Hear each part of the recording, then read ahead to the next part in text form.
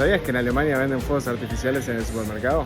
Esto me pareció una locura, que vayas al supermercado y encuentres ahí los fuegos artificiales que quieras, porque tenés de todo, desde cañitas voladoras hasta bases y cualquier cosa, literalmente. Alemania tuvo muchísimos problemas con la pirotecnia. El año pasado se produjeron múltiples incidentes por el mal uso y por ataque a la policía. Por esa razón la venta de fuegos artificiales está totalmente regulada y solo se puede comprar para año nuevo. Y de ser usado en otras fechas, las multas pueden ser de hasta 3.000 euros. Déjame saber tu opinión en los comentarios y seguime para más.